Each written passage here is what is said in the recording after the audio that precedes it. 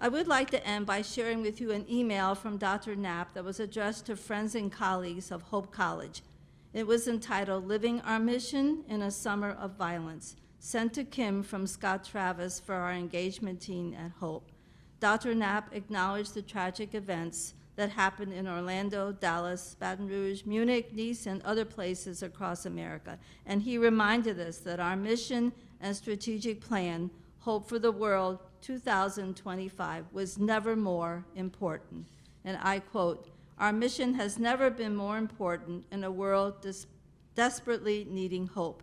It is our privilege to shape the lives of young leaders as catalysts for positive change in tomorrow's society. We must remember that our work serves not only the private good of our students, but perhaps more importantly, the public good of our nation and our world. We will find strength in our diversity." And my thoughts on that is, knowing our membership here at HASP, that HASP has and will continue to make contributions to the mission and strategic plan of Hope. And it's good to know that we're right in alignment with Hope with our Islam themed classes this summer, and then in the fall, we're going to be looking at racism with a series of HASP classes. So those are all good things. So I say go Hope and go HASP. It's just a really nice tribute to HASP and to Hope.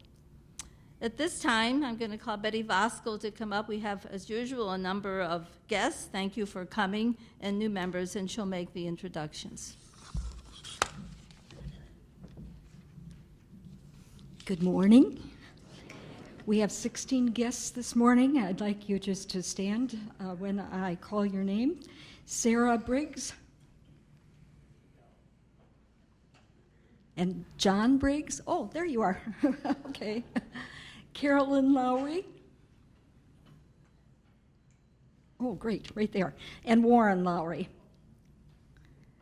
Jean Obermiller. Grace Bauman, Sally Comian, Barbara Vandenberg, Jack Bradford, Norma Hireman, Jerry Hireman, Susan Miller, John Crawford, Carol Crawford, and Jim Templeton. Let's welcome all of our guests.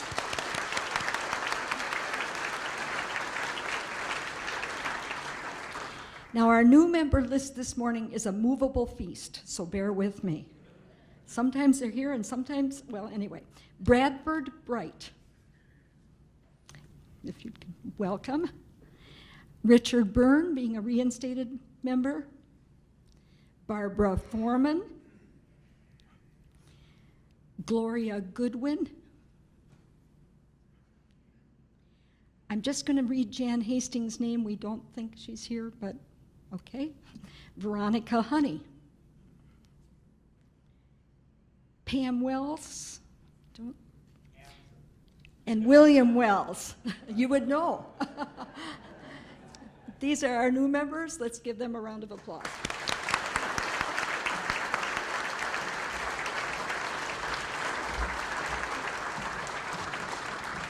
Thank you, Betty, and thank you, everyone, for being here. At this time, we'd like to have Dave Vanderwell come forward, the chair of our program committee, and introduce our program and speakers for today.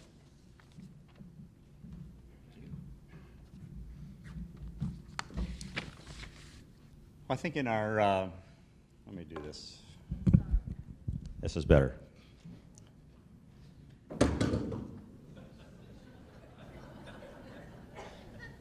And that was worse. Yes. As we've heard already this morning, this is a difficult time in our society. There are so many divisions and antagonisms that seem to prevail that give us cause for discouragement. And yet there are also times in our society when we find glimmers of encouragement, times when there are moments of light that give us hope for the future. This morning we want to engage in a look at a life story that I think may help us gather some of that light and understand the kind of hope that might lie within us for reconciliation within our society. So this morning we're going to have a conversation with Alfredo and Maria. It's a personal morning for us because I think many of you know the two of them. Let me just ask for a show of hands. Those of you who know Alfredo and Maria, yeah. How did people whose background is so different from most of ours become one of us? That's the kind of conversation we want to have this morning with the two of them and learn from their life story and experiences and hopefully look at what we as a society and as a people might need to learn as we move into the future. So let me invite Maria and Alfredo, and also Alvar Skjur to help me engage in this conversation this morning.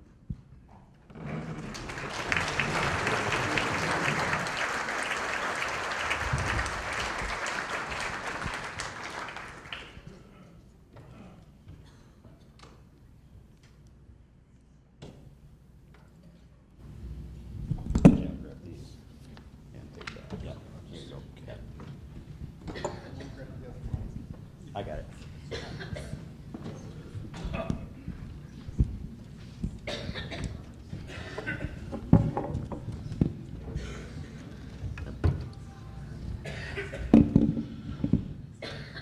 One, two, three, four. Got one? Yeah. Come in. While we do the logistics, thank you for staying with us. I'll turn this off for now. I want to back up and get out of that noise. It was a really encouraging sign when you think of the kinds of relationships that Alfredo and Maria have generated already in their time here. So this morning we wanted to kind of walk into their background, which is quite different, and then learn from that. Let me first give the two of you a chance just to greet the crowd if you'd like. I know you know a number of people, so Alfredo, Maria, would you like to just say good morning to those folks? Good morning. Thank you for having us. Well, good morning. Good morning. What an amazing pleasure for us to be here. Thank you for those of you who who labored to put together this morning's presentation. It's an unusual approach, a personal approach, a narrative, if you will, of two individuals that have been in this community for quite some time. And as I stand here, or actually as I sit here, I see amongst this crowd a lot of people that I know, a lot of people that have blessed our lives in ways that are really hard to describe. I can literally see people that I've known for a good portion of my life in our community. And to each one of you who have in some way helped us calm the element of fear or rejection or perhaps an inadvertent comment, to each one of you we want to say that your open hand of friendship, your loving heart of welcome, and your constant presence in our lives has really made a world of difference. One of the things that many of you do not know is that at one time I was the Hope College representative to HASP. And for a number of years I worked with John Hollenbeck. I traveled with John Hollenbeck to Eckerd College in Florida to tell about your story. And I didn't know really the story that you could tell. The The writer Leslie Marmon Silko will say that we have nothing if we don't have stories. And this morning, it is those stories, I think, that we want to share with you. We're just simply grateful this morning that you have come, and especially for some people that actually are not members of this body that are here this morning. Thank you for making the time. There's a couple that are maybe not feeling as well, and that you were able to come this morning to visit with us. To you, we also express, a word of appreciation. To be at the center at Hope College, really, and to imagine all the turmoil in our community, and yet to be grounded in hope. That hope, I think, that is going to transfer our energy into doing that which is good. We love to be part of that conversation. So for all those things combined, we say to each one of you, thank you so much for having us. Maria and I are delighted to be here. Well, we're pleased you're here as well, obviously. I think a lot of us have known you over the years, and it's fun to be able to talk about your backgrounds and how you became the people that you are today. I know from my conversations with you that even the two of you come from quite different backgrounds, and let's just explore that for the people here so they know a little bit. Maria, you're really the child of an undocumented worker. You want to tell us a little bit about your story, how that evolved? Well, my father first he wanted to come to the U.S. And would come illegally. And back in the early 50s, he was sent back. But at that particular time, the penalties there was no penalties. And later, when he finally did pursue to do it the right way, he had his visa and came straight to Chicago, seeking for a better life for him and for his family. There were 6 of us at the time, and I have been the oldest. As I tell my sisters, I will always be the oldest. But and he didn't like Chicago to raise a family, and heard by word of mouth that Holland was a better place to raise a family, and that Heinz was seeking workers. So as he established himself here in Holland, we did not see him for 2 years. He was raising money and raising documents for us to be able to obtain our visas as well. And we arrived here in '68. We went to school, and I, being the oldest, I would get all of my sisters and my brother ready for school. Not knowing the language was extremely difficult. Just because I was the oldest, I could see more than I needed to know. And I grew. What do you mean by that? Well, when we were put aside, when we had to stay at another year in school because we couldn't communicate, and we didn't have the proper clothing for winter. We arrived in November of '68 with sundresses. And going to school was very difficult because we didn't have a telephone at that time. And my mother never worked in Mexico. She was a stay-at-home mom. And then when we came to the U.S., that's when she needed to get a job. We needed 2 incomes. But we would walk to school in the winter, and when we had snow days, we didn't know there were snow days because we didn't have a phone. So we would walk to school. We attended Lakeview Elementary School. And when we arrived at the school, there was no one there. So we didn't know what was happening. So, you learn quick, and you take responsibility of at every level.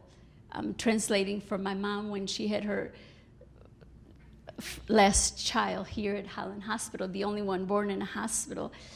When I have to translate and I'm 11 and I don't know anything about childbirth, so you grow up fast, and a lot of obstacles that we have to pursue.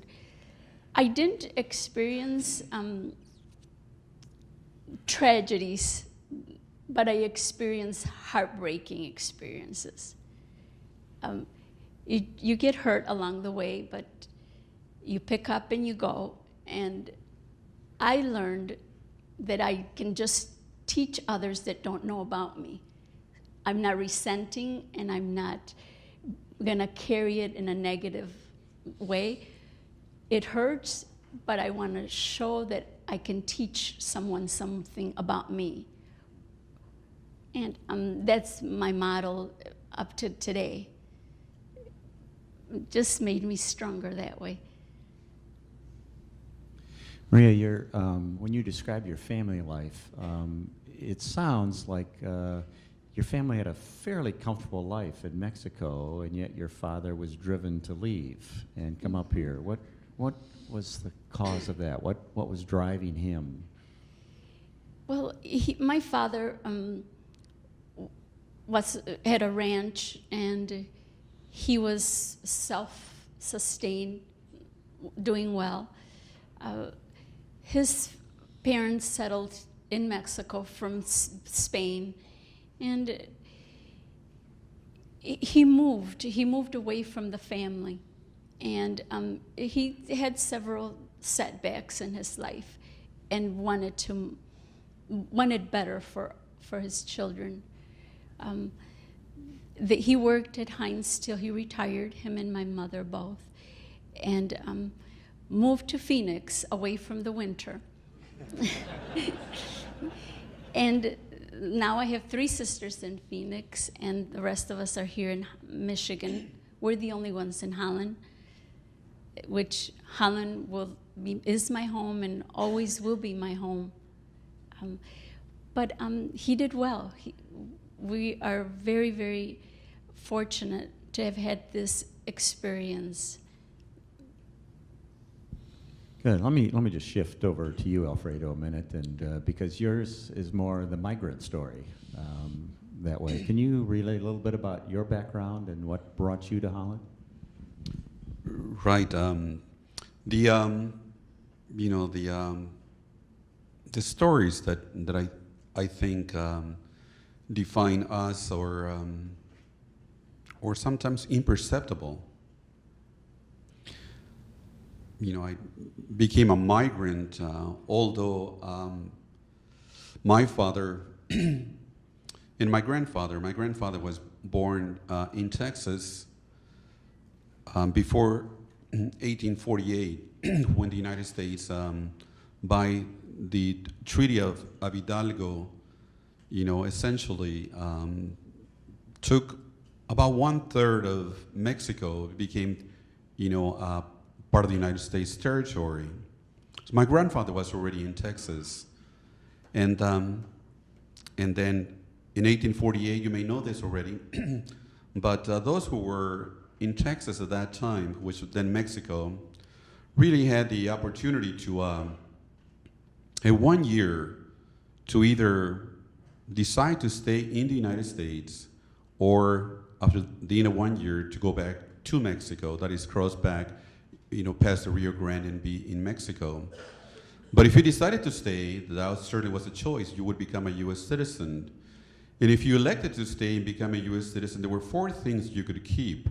You could keep your land, you could keep your church, you can keep your language, and you can keep your schools.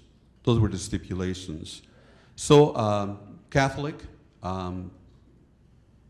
was certainly the strongest element of faith, in that part of the world. So my grandfather then was a U.S. citizen, but so was my grandfather. So was my father. My father died in this community at age 97, and I was born in Texas. as well.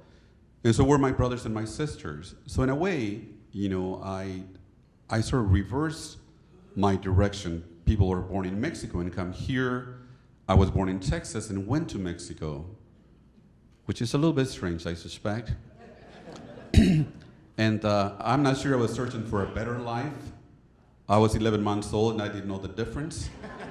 And but my mother was visiting her mother in Mexico.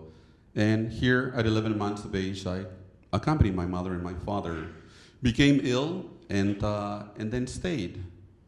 I stayed for about 15 plus years, living with my grandparents in a very small village in the northern part of Mexico, a place that did not have schools, a place that did not have water. There were no roads. There were about 11 to 12 families in that small village. It's a small village that is agrarian by nature. There were some cattle and some other farm animals, but that was home for me. And all the time that I was there, I learned how to break horses.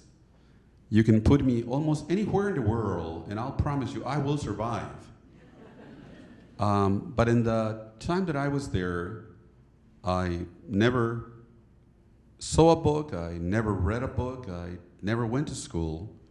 So when I was 15 and a half years old and I came back to the United States in Texas, I was working in the fields with my father, and someone from the local public schools came by and asked my father, how old is that child? Me, and 15 and a half, well, he needs to be enrolled in school. After you were 16 years of age, the school didn't care, but before 16, it really mattered that you should be in school. So next Monday, my father took me to the local school in Harlingen, Texas, Gay Coakley Junior High School, and enrolled me in the 8th grade. And as you can imagine, what happens to a child that has never been to school, does not know how to read or write, or even at that time not even able to say my name? Education is a culture all by itself, let alone not having all the critical thinking skills, not having the language ability, not having the very idea of how to do things that you need to do when you're 15 years of age. So out of that, if that was not hard enough, my father, about a year and a half later, decided that, Texas really was not a place for us. And so he then joined the migrant stream from Texas that would come to Tennessee, Indiana, Ohio, and Michigan. And for historical purposes, you should know that there were like 5 migrant streams in the United States. There were some people that come this way. There were some people that go to Florida to pick, oranges and do some of the other crop. There's another stream that goes to the eastern part of the country to pick apples and do some other work. There's another stream that goes on to California, and yet another one that goes over to Oregon in the state of Washington. So there's all these kinds of streams of migrants going on into the United States. So we became that part of that family that, along with others, traveled to several parts of Indiana, Ohio, and finally settling in Michigan. Again, not because of our choice, but because we actually had worked for a farmer near Dowagiac from about, late February, early March, all of us, our entire family, with the promise that when we were done with that harvest season, that we would get paid. We go back to Texas, and my father would then use that money to buy property in Texas. So we work, March, April, May, June, July, August, September, October, and then about the second week of November, we go over to the ranchers. We're done. We were showered. The car was ready to go. And the rancher says, don't have any money that belongs to you, so what do you want? So we had worked all those months, all of us in our family, and this rancher said, we have no money that we owe you, unless you have a receipt of some sort, or a letter or a contract. we just have no money for you. And now it says, you need to get out of my property. And we did. And who took us in but a African-American family in Culver, Michigan, Mrs. Elliott. And she says, I don't have money that you can borrow, but certainly there's a small cottage, more like a shack near a ravine in the back of our property, and you're welcome to stay there. And so we did. That winter was a very harsh winter. And I must say parenthetically that for those of us or those older people who don't believe that there's climate warming, all we have to do is go back to the 1970s or early 1980s when we had a lot of real snow in our community. You may remember that. And so that was the kind of snow that I encountered along with my family, and trying to make adjustments, having left Texas, having moved to work in the fields, now being in Culver, now being stranded, isolated really, because we did not know anybody, because everybody else had gone back except us. So we were, for the very first time in our lives, all by ourselves. Yeah, couldn't help but notice these people experienced the same thing I did, kind of a gasp when you have this farmer who refuses to acknowledge what happened. Is that something that happens within those migrant communities, that they get stiffed by the farmers? It happens more than we really like to know. There are, I suspect, people in every profession that do things that are just not ethical, that are not right, but it happens. And again, if you look at the presence of migrants in Michigan, in 1968 and 69, there probably were about 100,000 migrants coming to the state. They were not only Mexican migrants or Mexican Americans, they were African Americans, they were whites from Appalachia, they were Puerto Ricans, from Puerto Rico. There were all kinds of other people working in the fields. And so here in our own state, we've always had migrants of one way or another. And if you want to go back even further, the headline in the Holland Sentinel in 1911 read, "Mexicans are sweet for Holland's economy." And I said, what in the world? What does that mean? Well, what it meant that in 1911, there were a number of Mexicans here in our community who were picking up beets for the sugar industry, the one that used to be right across the Heinz, present-day facility. And they were contributing to the economic well-being in our community. But even then, there were elements of I don't want to call it robbery, but certainly people were taken advantage of. But I want to also change that, to give you the other side of humanity. One time when we were coming in our migrant during our migrant travels from Texas to Michigan, we would travel Highway 67. We will pick it up outside of Houston. And we come through Houston, Arkansas, come to a little bit of Kentucky, come all the way from Illinois, and then get here. I knew the road very well. But one particular year, we ran out of money. Something happened. I think the car broke down. We had to put more money than we had. And by the time we got to a little place called Bull Knob, Arkansas, I wanted to visit the little place, Bull Knob. We had no money and we couldn't go anywhere. And so my father went to the farmer and says, "Do you have any work for us?" The guy says, "I have no work for you." And mind you, we're a large family. And he says, I have no work for you, but what we can do is send a telegraph to the Glacier Pickle Company on Paw Paw and see if they can send you more money. And in fact, they agreed that they would send us a couple of days later some money. But in the meantime, this farmer took us into, a cottage, and I remember so well, he brought a box full of bread and hams and bacon and milk and all kinds of stuff. And I want to say that because I think that represents the other side of the humanity. And I remember that when we were going back to the state of Texas, it was about 2 o'clock in the morning that my father wanted to stop by and thank the farmer. And so the dogs were out, nobody's answering the door. 2 o'clock in the morning, I wouldn't answer the door either. And so finally, the light comes on, and he sees us, and my father wants to pay him for, his generosity. Did not want the money, but we brought him a big crate of McIntosh apples from Michigan, and I think I offered that story to balance. I think that where there are moments of anger and judgment, there's also moments of love and reception. And I think it's that in between in which we need to live into. The story that each of you is telling is sort of a story of assimilation. And when we talked earlier, Alfredo, you talked a little bit about some of the other people that have helped you along the way in terms of your learning to value diversity from your own perspective.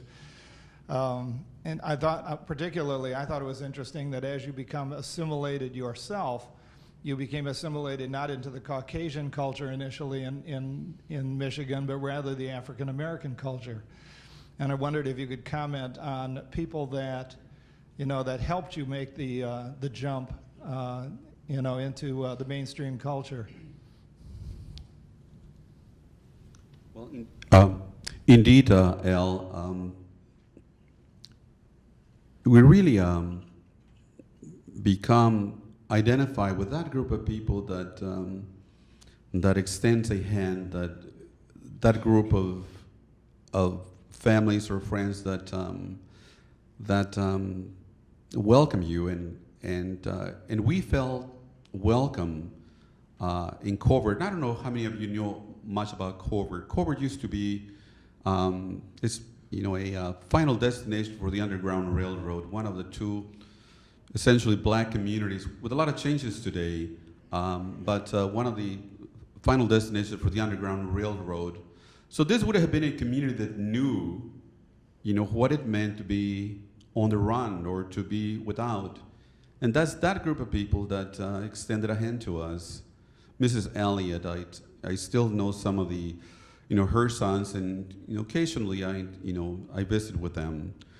John Yelding, who is my colleague in the education department that Jack Nineheis hired some years ago, he and I went to the same high school, Elsinore High School, now South Haven High School. So there's that connection. So I became, I think, more conscious about Black history, begin to understand more about Malcolm X and ML King, and begin to I think to have the seed about the idea of education. If you've not read Zora Neale Hurston's book, "And Their Eyes Were Watching God," that's a book I think that begins to tell that story of being sort of on the fringes and trying to look for that place that is going to give you hope. In this case, God. And so that's where I became more conscious of being different, I suspect. So my sense of consciousness did not come from learning about Mexican history or learning about Mexican literature. That came much later. But it is that moment of relationships, I think, not only in Covert, but here in our own community, that have really marked us for life. These are essentially the things that, make you whole, and for those things we are, eternally grateful. Yeah, Maria. Well, talking about people that come your way and help you grow at your most desperate times, no one would rent to my parents because we had a lot of children. And you can't just come so new to a new place, a new territory, and have money to purchase anything. So we were stuck in one-bedroom home for a long time, and they were just letting us borrow the bedroom, not the whole apartment, for 6 children, my father and mother. And you're imposed on this kindness, but we found a wonderful angel our way. And some of you might know him, Paul Fredrickson, who lived on West 32nd. And he rented an apartment to my parents for 3 years, till we ever needed it, but then by then my parents bought a home. So as we encounter a lot of tough times and other people looking at you different because we are different, there's other people that give you strength and even give you a roof over our heads. And my parents were able to get ahead because of Paul Fredrickson. So I thank him. Yeah. I'm sure there are a number of people throughout your life stories who stepped in at places like that that really did it, in terms of giving your family a chance or a base from which to go. As you look back at your experiences kind of coming into Holland back in '68, early '70s, are we making any progress? Do you see the community different now than then? Certainly you're different, so they respond to you a little differently, but do you perceive like we're making progress at integrating those who are different from us? We are. I mean, there's no question that I think there's a lot of progressive, positive actions taking place in our community. We're standing before you. So that of itself, I think, is a signature of that. But having said that, we remained a fairly divided community, and nowhere is our division more evident, as MLK would say, but in the sanctuary of our churches. Because here we are in Holland, where, if you go to Holland High School, for example, you would see a very large number of Latino children who have Latino parents who live in our community. But walk as I did this morning, through JP's or to Elpen Rose or to any other place, and you will be hard-pressed to find someone like ourselves, someone like me. And there have been occasions, actually, when I've been there in one of the establishments, and people have acted weirdly. I took a colleague of mine from Japan. He's a patrician scholar, and he wanted to buy some souvenirs, and we walk into one of the shops downtown, and there's a gentleman reading the paper, does not look up, does not say anything, so we sort of browse for a while. But I don't know if you've ever been in a situation where all of a sudden you feel like you are not welcome. And I felt that, and I said to my colleague, listen, let's just get out of here. And he says, yeah, good idea. And so he and his wife and the 2 children, we walk across the street. But before that, as we were just about to leave, here comes a woman, tall, blonde woman. The gentleman puts a newspaper down. Good morning, how are you today? Come on in, what can I help you with? As we were leaving. So we went right across the street and spent about $800 buying products. So yes, I think there were elements of change and positive change. But I think if there's one thing that is going to continue to make a difference is when our local institutions, take on this work of diversity, because it's really hard work. Terry Hoffmeyer would remember, he used to be our city manager, and Terry and Bill Bob actually hired me when I was just recently out of the Army. I was totally unproven. I had no idea what in the world I was doing working for the city, but there I was. And Terry and Bill and others began to give me that opportunity to explore what it meant to work for the city. I must also confess that when I was working for the city, over in Central Avenue, there was a lot of water, and we had to get the Corps of Engineers to help us to put some bags, to keep the water from ruining their homes. And I worked with this elderly gentleman from the Netherlands, and he was just very gracious, very thankful that we were there from the city trying to help him, protect his house. So some weeks later, I get a letter addressed to Alfredo Ben Gonzales, city manager. So I was promoted in 2 counts. I was now Dutch. I was now the city manager, and for the life of me, I wish I should have kept that letter. I wanted to frame it. I didn't. But I mentioned the city because it was the city at that time that was looking at housing issues, at some of the racial pressures that were evident in our community. And we were trying, I think, to do more at that time. So there's always been that spirit of what can we do and how can we do it better. But I suggest that I think that when you see the amount of dollars we spend in the infrastructure around our community, just look at 8th Street, just look at 9th Street. I mean, we're spending millions of dollars. Could we not spend 3% of that to move forward the human relations that we need in our community? Could we not do more for the arts and for education? Could we not do more to find places like this where we can have a conversation?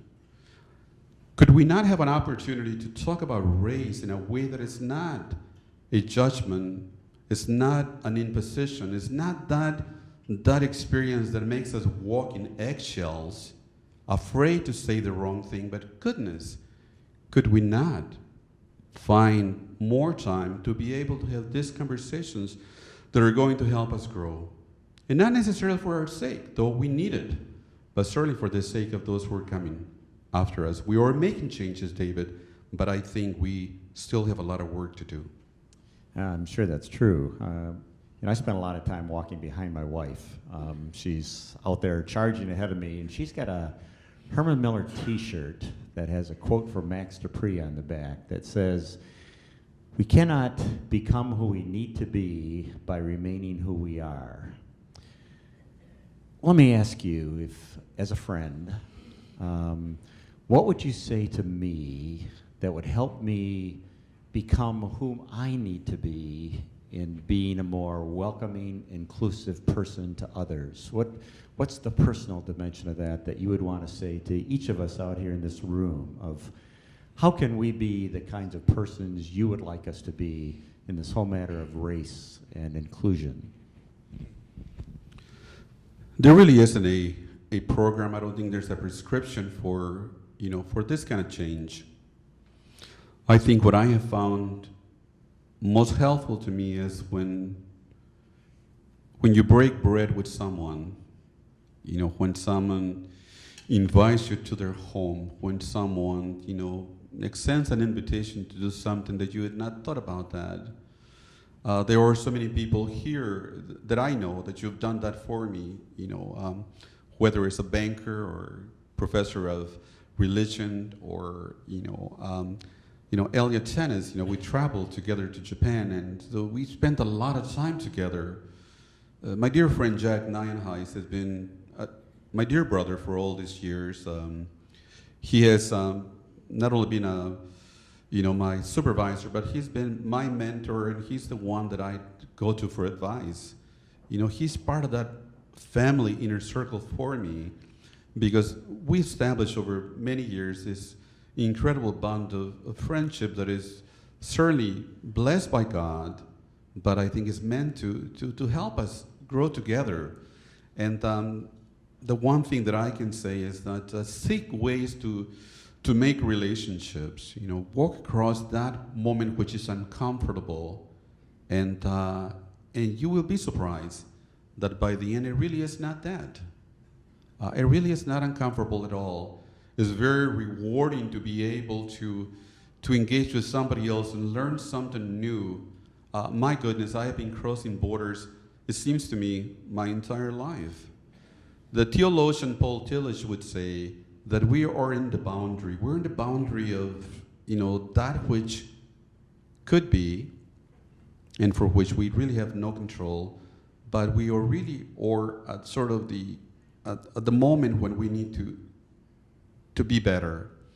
And I don't need to tell you the rhetoric that is going on across our nation for you to know that we have never seen our nation so divided as we see it today.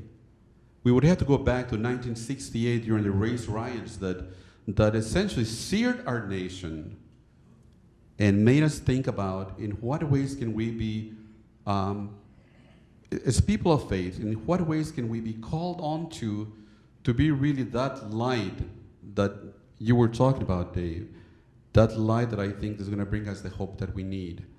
I don't think that there's a magic cure here. It is very common sense.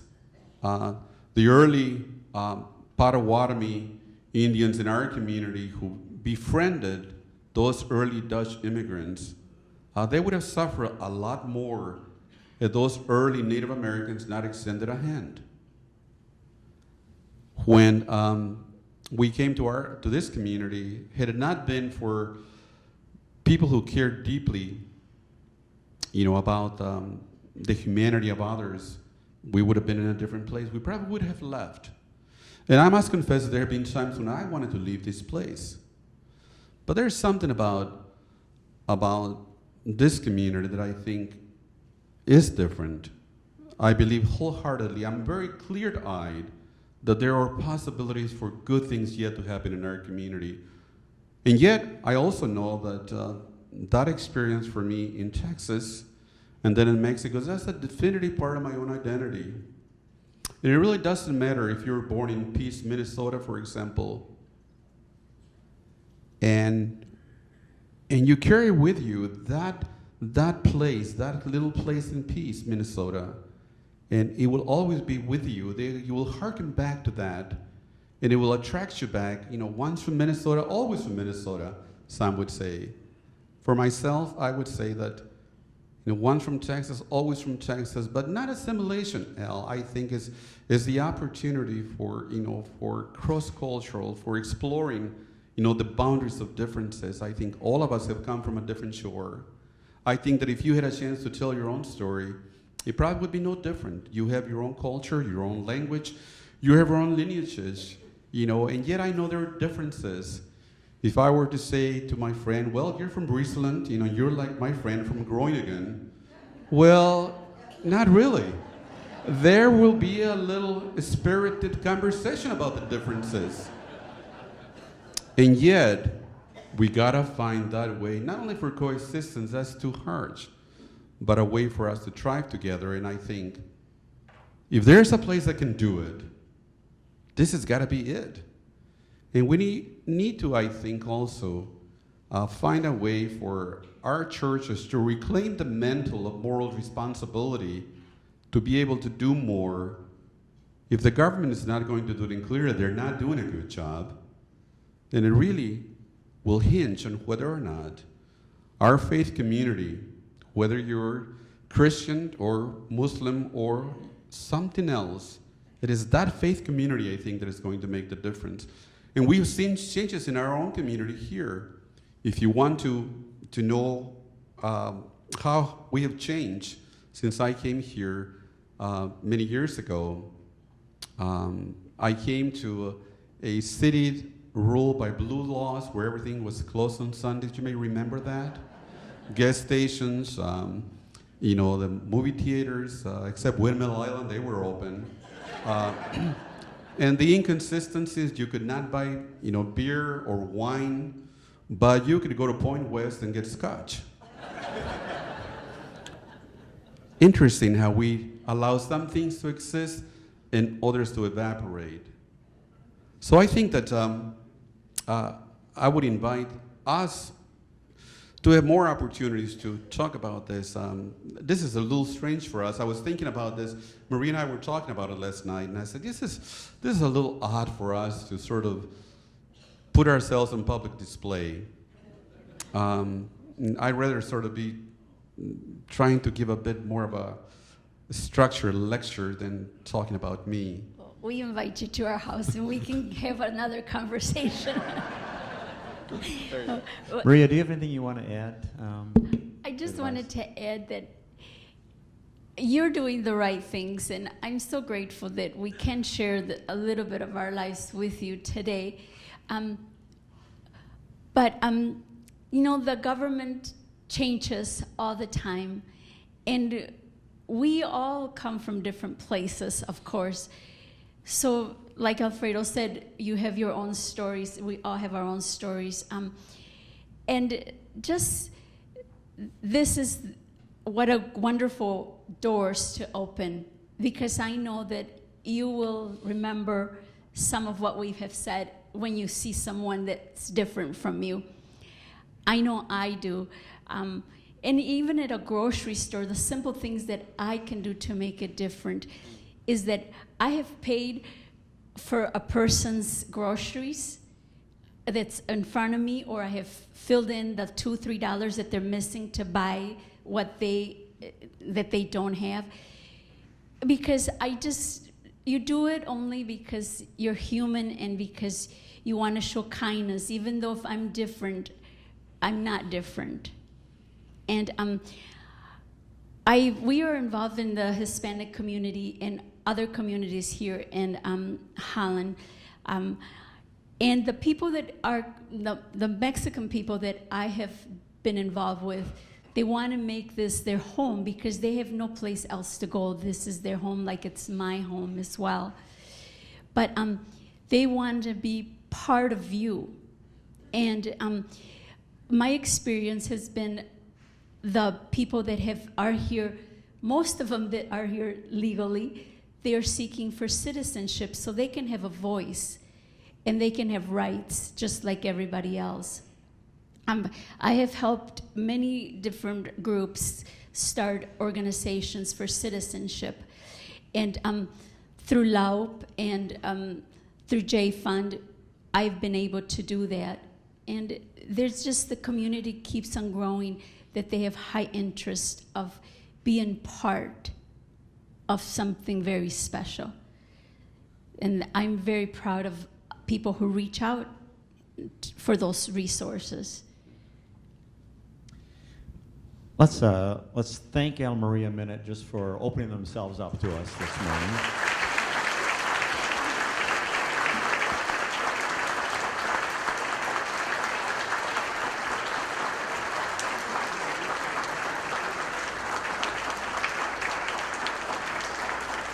We'd like to give you a chance just for a couple of questions yet that might exist. So Al and I will take mics out here. If there are some questions that you'd like to ask to Alfredo and Maria.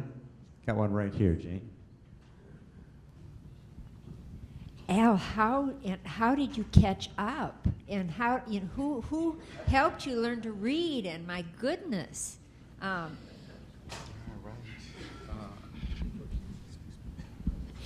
Well, good question.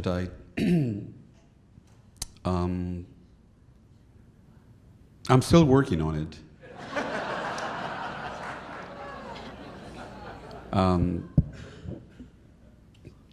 It takes a long time, I suspect, to be able to overcome the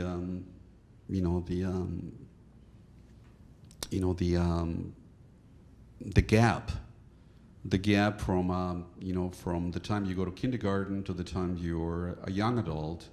That's really the time when I think psychologists will tell us that's the time when the brain is growing. It's when you begin to accumulate all kinds of foundational skills. And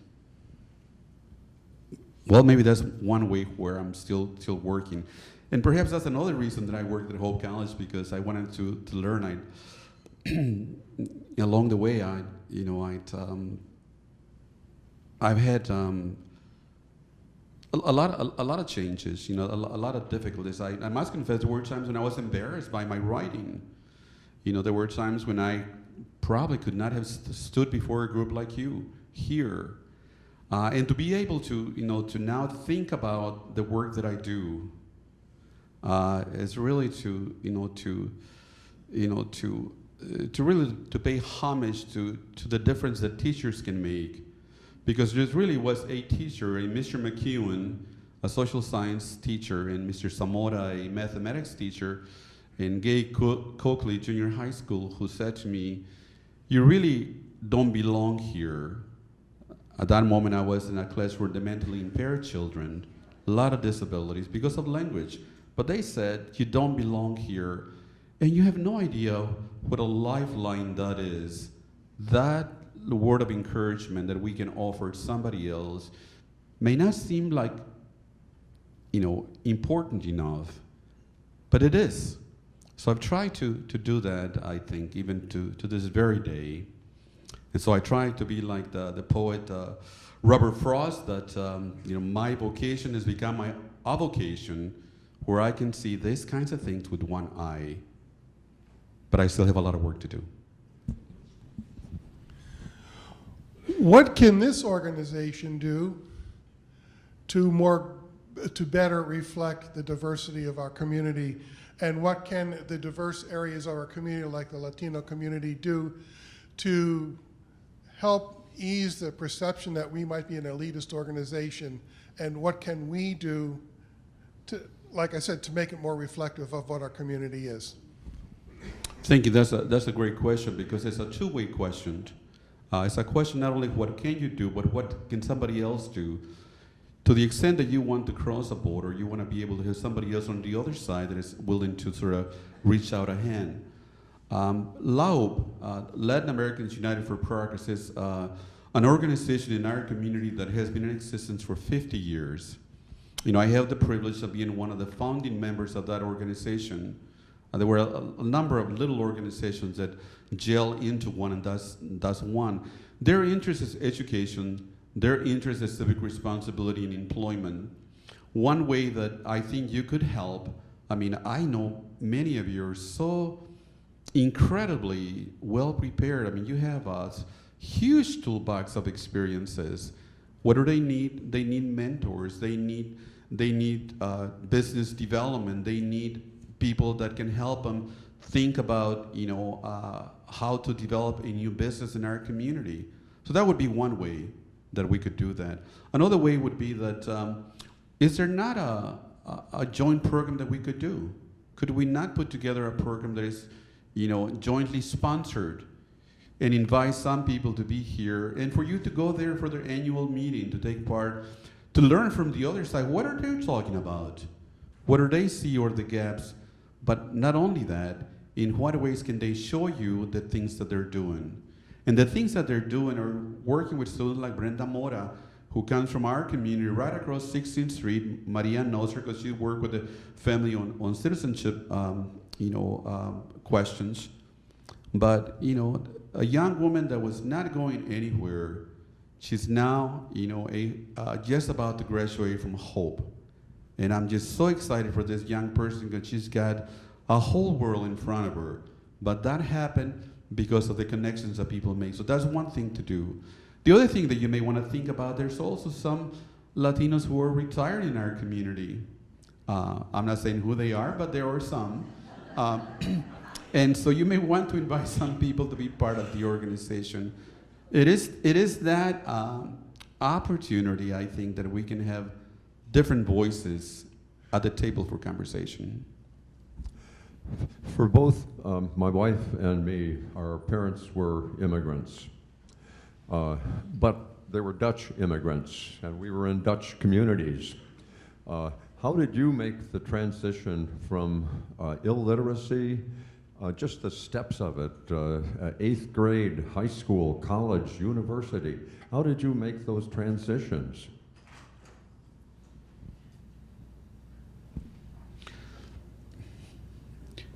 I'm not sure that I have a concrete or really substantive answer to your question. I've thought about it, but I don't think that I can say this were the Dale Carnegie 10 steps to being wealthy and successful. I actually did not know about Dale Carnegie until much later. I guess what happened is that those words of encouragement along the way, my mother, who probably had a 4th grade education, who obviously knew nothing about schools or let alone college, she always said, you can do this, and when we have those encouragements, I think it helps. It also helps that along the way, someone will take a chance on you. They say, well, there's something with this person that maybe, could be mine for some differences. And, as I said, the city of Holland actually gave me that opportunity. Alvin Coops from East Saugatuck was another gentleman that we met when we were a migrant family, and they became very close to us. They were members of the East Saugatuck Christian Reformed Church, and I always felt to be part of that family, to the extent that when he passed away, the family called me and said, would you come and stand with us? And I did. And so it is perhaps more of that. On the other side of that, I think that I've always loved books. There's two things I probably enjoy the most now is, being able to read. So when we go Christmas shopping, I get lost in the mall at the bookstore where Maria and the girls go out shopping. I'm reading and just having a great cup of coffee and having a great time. I do all the work. So I think I just read a fair amount and try to do more even today. But I don't have a good answer to that question. I actually been searching for that. What is it that makes a difference? And I think what makes a difference is the encouragement by others to do something. And certainly there's a lot more that I wish I could have done. I probably distracted myself with a lot of questions of justice and civil rights, perhaps to the extent that I did not pursue more education. I think that I can do more of that. And one final question. I just wanted to say something. I've observed since the early 70s what really makes this community tick when it ticks, and that is grace and love. And grace to do, grace to love. So when we think about doing unmerited favor and exercising positive self-regard for others, that includes the whole community, but it really includes our involvement with the Hispanic community, which is a beautiful community. Thank you, Ralph. That's kind of a wonderful way to wrap up our morning session and also to describe our experience with Alfredo Maria. Grace and love do permeate kind of their attitudes and the way they relate to us, and so we thank you very much for this morning. It's been a wonderful day.